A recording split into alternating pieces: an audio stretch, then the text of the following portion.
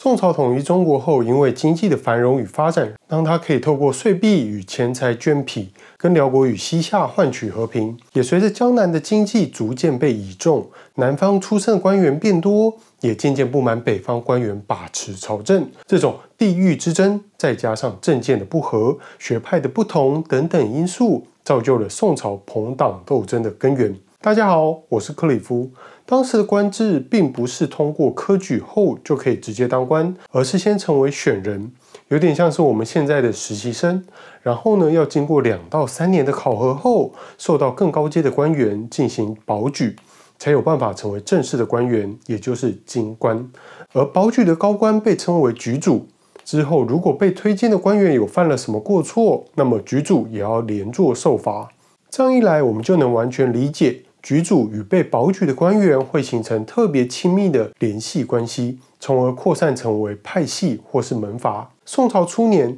原先被宋太祖或宋太宗征服的南方各国，因为缺乏在中央可以作为举主的高官，因此多半都得当选人，也就是实习官员，很难参与中央的决策。长期下来南方出身的官员就非常希望能够打破这种困境。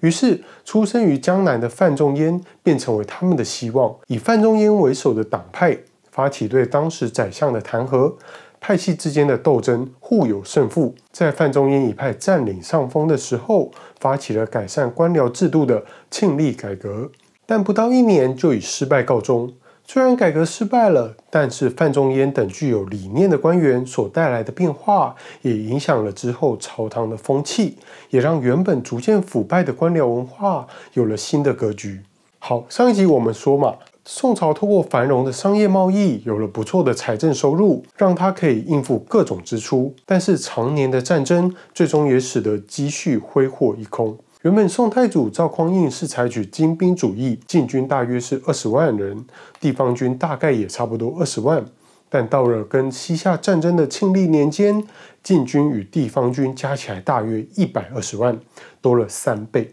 我们之前也说过，宋太宗扩大科举考试，为了防止官员独揽大权，所以一个职务往往配置许多官吏，使得官僚人数在庆历年间也暴升到2万多人。之后又再继续往上增加，所以我们可以简单来说长期战争与拢兵拢官，使得宋朝的财政出现了危机。在入不敷出的情况下，百姓的税负只好不断的加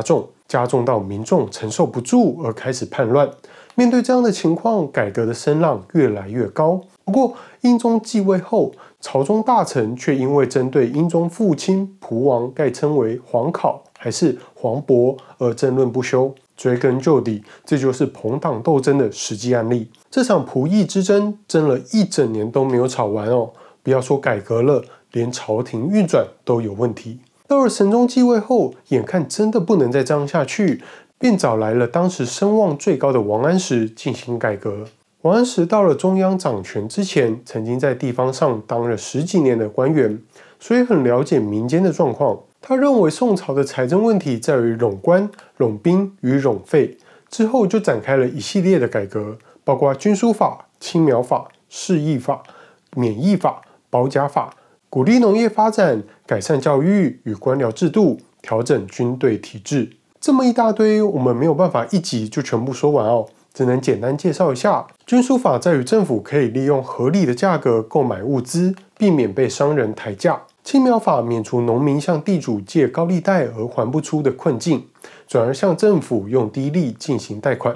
市易法类似青苗法，不过对象从农民改为中小型商人，让他们可以跟政府利用低利融资贷款，避免跟豪商借高利贷。保甲法则是将农民以10家为一保，50家为一大保，农闲时从事军事训练，希望能够取代原本的冗兵。这些改革中影响最大的应该就是免役法。关于这个，我们稍微多聊一点。本来在唐代时，农村里会根据财产多寡，大家轮流在衙门任职，征收赋税，维持治安。这种差役享有特权，所以大家都拼命争取。但到了宋朝，因为采取强干弱支，地方的税务要收归中央，负责运送租税的平民，如果在这过程中米券被偷了，或是运输船沉了等等意外，那么就得全额赔偿，造成辛辛苦苦3-5年，一招差役就破产，的惨况。你可能会想差役不是根据地方上财产多寡来决定的吗？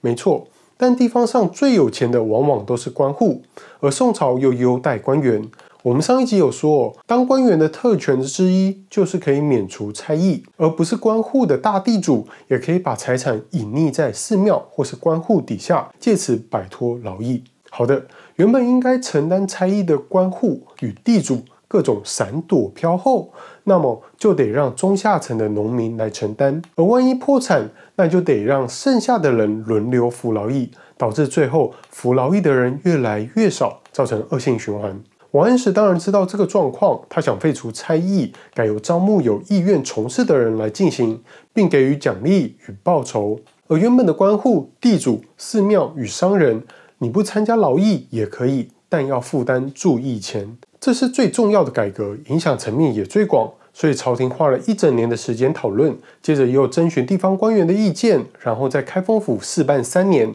确认没问题后才正式推行全国。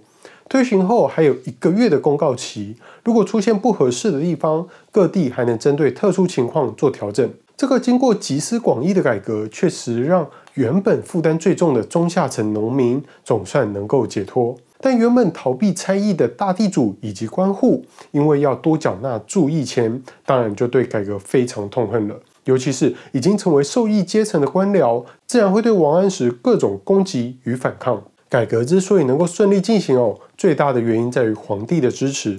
一旦失去掌权者的信任，或是皇帝过世，那便容易人亡政息。王安石先是失去神宗的信任而被罢免宰相，之后神宗驾崩，哲宗10岁继位后，由太后摄政，启用司马光作为宰相。司马光掌权后，逐一把引起很多民怨的刑法一个一个废除，最后就连推行20年已经融入社会中的免役法也废除。废除就算了，也没有新的方案，而是改回原本的差役法。这当然就造成了社会的动乱。当时退隐的王安石听到这个消息后，愕然失声说：“役罢此乎？此法终不可罢。”而没过多久，王安石、司马光等人相继离世，使得支持改革的新党以及守旧派的旧党群龙无首，朝廷再度陷入激烈又漫长的新旧党争。等到宋徽宗继位后，虽然财政因为有了新法改革带来不少的积蓄，但朝堂上党争严重，社会上充满混乱，再加上内忧外患，使得宋朝富丽堂皇的外表就像空中楼阁，一碰就碎。我们先聊聊内忧的部分。因为宋徽宗不理朝政，喜欢琴棋书画，众臣为了迎合皇帝风花雪月，加重了税收。为了献上各地的珍奇木石，便有了名为花石纲的运输船队。这些种种都让百姓苦不堪言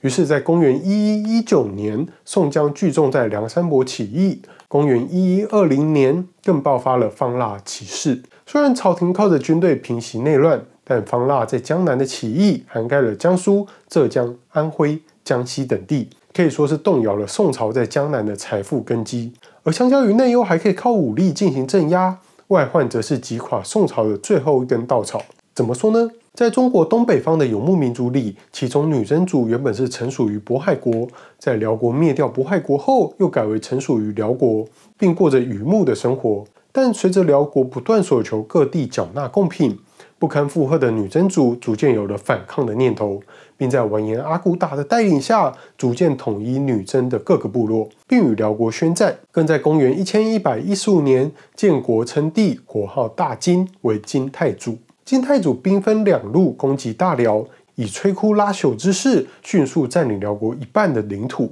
而听到这个消息的宋朝，马上就派出使者渡海去跟金国结盟，约定一起攻打辽国。金负责攻击辽中京，宋负责攻打辽南京。灭辽后，原本宋朝给辽国的钱财与税币，改为支付给金国，史称海上之盟。这个结盟虽然确实灭亡了辽国，但最终也让宋朝跟着覆灭。不过关于这些，我们下一集再来跟大家聊聊。